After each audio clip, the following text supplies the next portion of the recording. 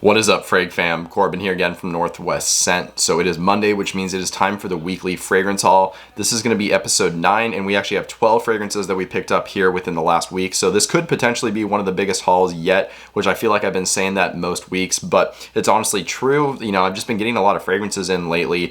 This one in particular, this haul was pretty large, I would say, because some stuff took a while to arrive, stuff that I'd even ordered like 3 weeks ago, a month ago, and I kind of all piled up here in this 1 week. So we've got a lot of exciting fragrances to talk about. If you guys are interested to hear all about them, please stick around.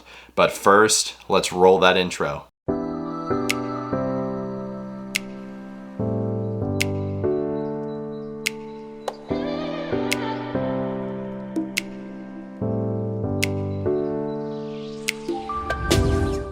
Alright guys, welcome back from the intro, and like I already said, this is the weekly fragrance haul, episode 9. We got a lot of fragrances to talk about. I'm not going to get super in depth with these because honestly, some of these fragrances I wasn't even able to wear. I was getting like 2 bottles in a day, so I wasn't really able to try a lot of this stuff, but I have smelled all of it, so I can at least touch on what I think of it so far. So with that out of the way, let's jump into the first fragrance.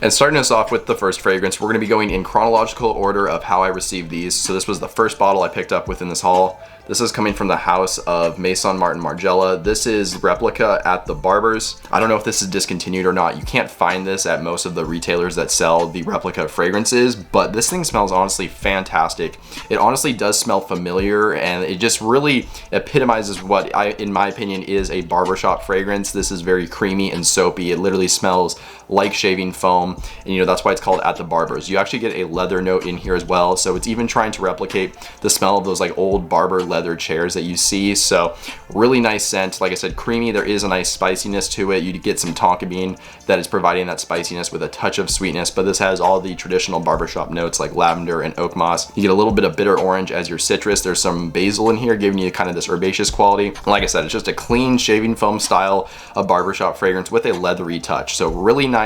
Not the best performer from what I can tell so far, but the scent itself is fantastic. So again, within this fragrance haul, the first fragrance that I picked up coming from the house of Maison Martin Margiela, this is Replica at the Barbers. So moving along to the second fragrance that I picked up, and I believe I got this on the same day as the At the Barbers fragrance. So this one is coming from Roja Parfums, and this is Danger Parfum Pour Homme. This is another fragrance that's been on my to buy list for a while. I think I tried this about a year ago and I really liked it, just haven't gotten around to doing it until recently. So this one's kind of interesting. I almost consider this a fougere, but I think it's considered an oriental chypre because you get very heavy oak moss note. There's also a very prominent and very realistic lemon note, and of course you get some woods in here. There's also lavender, so it kind of straddles that line between a fougere and a chypre. And like I said, it's oriental, so you get a very prominent cumin note, which in this case it's a very clean cumin. I don't think it comes off overly dirty or like BO smelling. And there's actually some cloves in here as well, which cloves is a note that I really like, especially in fougere style fragrances. You even get a little bit of tonka bean. There are some fruitier notes as well, and it just smells really nice, guys. So if you want something that's kind of in that sophisticated, gentlemanly style of fragrance where it's, you know, it's kind of barbershop-y, kind of chypre in a way, but like a modern chypre, you should definitely check this one out. It has a really nice spicy quality to it, which I absolutely dig. And again, this is the second fragrance that I picked up within this haul. So again, from the house of Roja Parfums, this is Danger Parfum Pour Homme. Okay, so the next fragrances that I picked up, I actually got a bundle, 2 fragrances from the same house, and I picked these up locally. So we're just gonna start with the first one. So this is from the house of BDK Parfums, and this is Wood Jasmine. This is another one that's been on my to buy list for a while, ever since I sampled this fragrance about 3 or 4 months ago. Really nice fragrance. It's called Wood Jasmine, although there's actually no woody notes in this fragrance, believe it or not. You do get a very prominent jasmine, but it's not overly like feminine floral. It is definitely like white floral, so it's kind of got this like fresh quality. It's a little bit powdery, but I really do dig it, honestly. You get more of a prominent kind of fruitiness, so there's a very prominent plum note, but there's also a little bit of pear, so it is a very juicy, sweet fruitiness. And you do get some Peru balsam, excuse me. There's also incense in here, so it is kind of like balsamic and smoky in a way. There is kind of this woody nuance in a way, but it doesn't scream at me as like a woody fragrance. Definitely more of that jasmine and then those fruity notes, like I said, with kind of this balsamic backbone and a little bit of a smokiness. Smells really nice. You guys should definitely check this one out. It's got a nice sweet quality to it as well, so I do find it quite seductive. So this is the first fragrance that I got in that bundle. Again, this is Wood Jasmine from BDK Parfums. And like I said, I got 2 BDKs. So the other one I picked up It's this one right here. This is Smoking Rouge, or Rouge Smoking. I always say it backwards, I think. Yeah, Rouge Smoking. And man, this thing smells really, really nice. This is familiar, but it is kind of standalone at the same time. It is very sweet. There's kind of like this cherry smell to it, and it's very particular. It's this sweet candied cherry. If you guys have ever had maraschino cherries, it kind of reminds me of that, but there is a darkness to it. I almost get like an incensey quality, like a smoky quality to it. There's a little bit of like this waxiness that kind of strikes me as iris. The one thing you have to like though is a sweet fragrance. Even though wood jasmine I said is sweet, this one is a lot sweeter. This is like candy sweet. So if you're into like fragrances like that with a very prominent like fruity sweetness, but maybe with a little bit of a smoky quality as well, you should definitely check this one out. It's very popular from this house, and for good reason. It just smells absolutely fantastic. So this was the second fragrance I got in that bundle. Again, from BDK Parfums, this is Rouge Smoking. Okay, so moving along, the next fragrance I picked up, this is one that has been on my to buy list for over a year. This thing, ever since I've heard about it, I've been super intrigued. Unfortunately, it was an exclusive for one time. I think it still is technically an exclusive, but you can buy this from the website of the perfume house itself now. So it was really hard to find. This one you really cannot get discounted, so you have to pony up basically the full retail price for it. But I did find it for a decent price relative, and I finally got it. I'm really happy to have this in my collection now. So this is coming from the house of Amouage. This is Overture Man. Man, this is such a crazy fragrance. So this is a Harrods exclusive. Like I said, you used to only be able to get this from Harrods, which was located overseas from here in North America. So with the shipping and everything like that, it was a ton of money. Luckily, you can get this from the Amouage website now, and it is a little bit more affordable. I did buy this one slightly used on Facebook, which did save me a decent amount of money.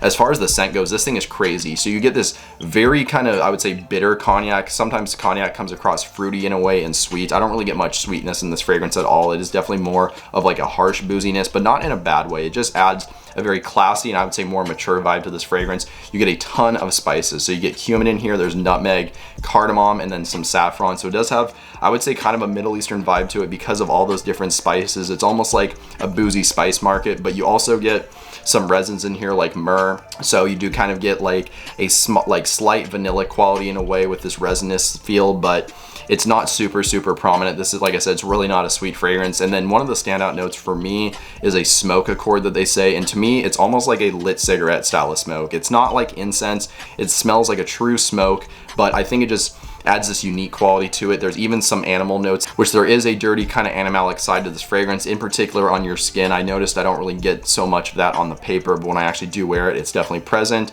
Nonetheless though, I really do like this thing a lot. Super duper complex. There's a ton of notes in here. I didn't even touch like a quarter of them. It's really well blended, very complex, very mature smelling, but very unique at the same time. So if you guys ever have an opportunity to even just sample this fragrance, I absolutely recommend it. This thing is very standalone. This is like a one and done fragrance. There's nothing else out there like it. So definitely happy to have this one in my collection now. Again, from the house of Amouage, this is Overture Man. So the next fragrance that I picked up is coming from a house that I've been trying to get more involved with lately. This is one that within this house has been on my to buy list ever since I've heard about it, because this has a very strong resemblance to a very popular and I believe discontinued fragrance from the Christian Dior Privé line of fragrances. So this one's coming from the house of Diptyque. This is Oud Palao in the Eau de Parfum concentration. And I don't even think they make this in the Eau de Toilette anymore. I believe they used to, but this is the one I was after regardless. So like I said, this has a very strong resemblance to a Christian Dior Privé fragrance, which is Oud Ispahan, and I believe that one has been discontinued and replaced with Purple Oud. I have not tried either, but what I can say is, man, this is fantastic. This is an Oud Rose fragrance, but there's something different with this one. The Oud here is, I would say, on that dirtier side, not like animalic, but almost bordering that fecal territory in a way. It's a little bit dirty, but it's just done right enough where you actually can wear this. It does seem very wearable, at least to me. You do get a nice, very dark rose here. It's not super bright and powdery and super jammy. Like I said, it kind of has this darkness to it that might be coming from the tobacco aiding it, which there is tobacco in here as well, and there's even some rum. So it's just a really nice Oud Rose fragrance. I know there's a lot of them out there and it kind of seems to be overplayed at this point, but this is really one that stands out for me, even in my collection, which I do have a decent amount of Oud Roses. So I'm really happy to have this one. It's super beast mode and loud. Like when you do one little tiny spray, you can smell it in like throughout the entire room. So this stuff is crazy. Really glad I have this one finally. Again, from the house of Diptyque. This is Oud Palao, the Eau de Parfum version. Okay, so moving right along to the next fragrance I picked up. I used to kind of own this one in a way technically. I'll explain that here in a second, but I got rid of it. Picked it up again just because I wanted to add it to the collection.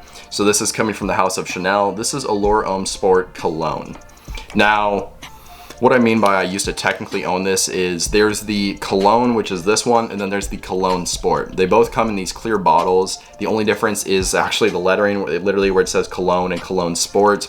And I believe the Cologne Sport juice is a little bit darker, but they essentially smell the exact same. What this one is about is every citrus you can possibly think of and more you have in here. There are some aldehydes as well. You get a little bit of neroli, I believe, but this also has a very prominent kind of sweet resinous side to it, believe it or not. I know this looks like a super fresh fragrance, but they actually put elemi in here. There are spices and even tonka bean, which I don't know if I enjoy that side of it or not. I almost wish they had just kept this as an ultra refreshing and like, you know, sharp citrus fragrance, but it does kind of have this smooth, creamy, sweet side to it in a way, which like I said, I'm not sure if I'm a fan of that. I know Allure Homme Sport, the Eau de Toilette, and then the Eau Extreme versions kind of have this creamy, sweet side to them. I think those are good, like the way they are, but I wish this one was just kept as like a fresh citrus bomb. Nonetheless, it really does smell fantastic. I can't speak to performance and whatnot because I haven't really worn it yet, but if you're after something that is super citrus heavy, but with kind of a slight creamy, sweet, spicy side as well, you might like this one. So again, from the house of Chanel, this is Allure Homme Sport Cologne. So the next fragrance I picked up is actually coming from a very popular niche house, and believe it or not, I do not own any fragrances from this house up until now. So this is the first one I have. I have sampled quite a few, especially of the popular ones, but never gotten a full bottle until this point. So this is considered the niche spice bomb fragrance. This is coming from the house of Initio. This is Rehab. This gets compared to Spice Bomb, which I actually do see that a little bit now thinking about it. It's really strange though. If you look at the notes, there's basically no similarity to Spice Bomb. Spice Bomb, of course, has tons of spices. You get tobacco in there, I believe, vanilla maybe, even a little bit of lavender and some grapefruit. This has none of that. You get bergamot in here. There's sandalwood. You get some cedarwood and then lavender as well. So I guess you get that lavender similarity, but that's basically it. But they do kind of actually smell similar, believe it or not. This one is a lot less spicy and it's a lot more creamy and aromatic, and I would say maybe a little bit less sweet than Spice Bomb. Nonetheless, man, this thing just, it really does smell fantastic. So aromatic, creamy, spicy, sweet, with a very, very small touch of citrus from the initial blast. This thing is really, really pleasant. Definitely a standout fragrance from this house, I would say, even though it does have some similarities to Spice Bomb. I think this is standalone enough, and I do prefer this to Spice Bomb and even Spice Bomb Extreme. So finally, getting my first fragrance from the house of Initio. This one is Rehab. Okay, so we're moving on to the next one, and this is actually a fragrance from a house that I picked up earlier within this haul. So I actually got multiple fragrances from this house. This is one that, again, I know I've been saying this a lot within this video, but this has been on my to buy list for a while as well. So we're back to the house of BDK Parfums. As you guys can see right here, this is the blue bottle called Sel D'Argent. And I think there's one more. Maybe it's called Citrus Riviera. I kind of do want to get that one eventually, but of the two freshies from this house, this is the one that I've been after more recently. So this is actually very familiar, but kind of unique at the same time. You do kind of actually get a prominent, like I would say, suntan lotion vibe in a way. It does have this creamy kind of solar smell to it, but not coconutty. I think it's the white florals in this fragrance. And actually thinking about it right now, this does actually have a little bit of a similarity to Eden Rock, the new Christian Dior Privé release, the one that I actually did a review on a couple of months ago. However, this one to me is a little bit brighter. There are more citruses in here. This one also has a very, very dominant sea salty note. So it is very minerally and salty smelling. And you also get a ton of aroma chemicals in the base of this, believe it or not. Basically all the modern ones. You get ambroxan in here. There's cashmere, some ISO-E Super even. So this is very, I don't know, it's kind of fuzzy. It is very fresh, but kind of has this muskiness to it as well. Like I said, it's very salty at the same time. So one thing is clear, this is excellent for the summer. I've not been able to do a full wearing yet, but I do really like the smell of it so far. So definitely one I'm looking forward to trying this summer. So again, from the house of BDK Parfums, this is Sel D'Argent.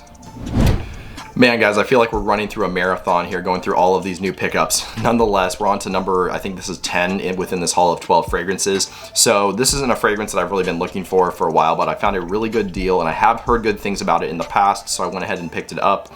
So this is my first fragrance from this house as well. This is from Histoires des Parfums, and this is 1828, as you guys can see on the side right here. This is a really interesting fragrance. If you look at the notes, I don't think it's really that revealing for how this one actually like presents itself. You do get citruses here on the top. There's actually quite a few listed, but I don't get an ultra heavy citrus note. There is kind of a sparkly freshness to it with a little bit of a zestiness, but it's not, like I said, super prominent. You do get this eucalyptus note. It's kind of this unique green note in a way, a little bit woody, but there's also a very prominent nutmeg note, which I do pick up on quite a bit. As it dries down, you get more of this cedar and this pine tree. It's kind of peppery, but you get this like camphorous smell as well. Like I said, very green, and this is quite aromatic at the same time. There's no lavender listed in here, but I definitely get a like lavender feel from this fragrance. It is aromatic and a little bit creamy and kind of like floral in a way, I guess you could say. Nonetheless, like I said, this really does not classify as a fougere technically, but to me it really does smell like one, and that's why I really like this thing a lot. So a very awesome fougere like fragrance. This is again my first one from this house, but it is really solid, so I definitely want to explore Histoires de Parfums more now because of this one. So again, from the house of Histoires de Parfums, this is 1828. Okay guys, so we're at fragrance number 11 for within this haul, and this has been on my to buy list for a very, very long time, basically ever since this thing came out, because I've heard a ton of good things about it. Justin Copeland really likes this fragrance a lot, so I would say he's definitely a very big contributing factor in why I ended up picking this one up. Really glad I have it finally.